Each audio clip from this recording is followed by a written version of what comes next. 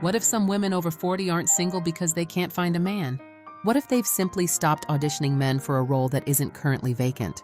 I've been coming across quite a few studies and social media posts lately suggesting that more women over 40, and even women under 40, are choosing intentional singlehood by stepping away from dating apps, casual relationships, and people they already know aren't compatible. Personally, I think that can be a very healthy form of self-reflection.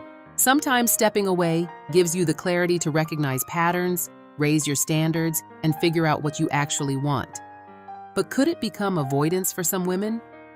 Possibly. I think the real question is whether you're choosing peace because it genuinely feels right, or using it to protect yourself from ever being vulnerable again to the wrong man. Many women, myself included, have been disappointed by love and by men I genuinely hoped would be good choices for me. But I decided I wasn't going to let a few bad apples spoil the whole bunch. Yes, I know, it's an old saying, but sometimes the classics still fit. I think we've been conditioned to see a single woman as a woman who is still searching. But some of us aren't searching, and I don't see that as giving up on love.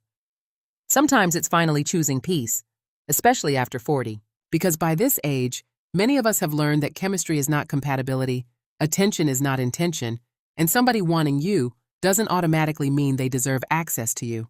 And as a child-free woman, I think there's another layer to this. When you remove the old timeline of marriage, children, happily ever after, you get to ask a much more interesting question. Do I actually want a relationship right now? Or have I simply been taught that I'm supposed to want one? Now, I don't believe staying single is automatically empowering. Sometimes we're protecting our peace.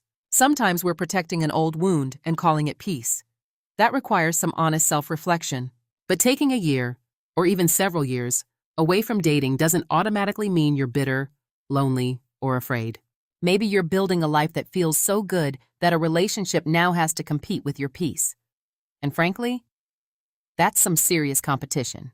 At this stage of my life, I'm not interested in a relationship that rescues me from my life. I'm interested in one that deserves a place in it. So tell me, have you ever intentionally stopped dating? And did it change what you were willing to accept when you started again? Want more? Like, subscribe, and visit 40plusandchildfree.com for more conversations about living, loving, traveling, and thriving after 40.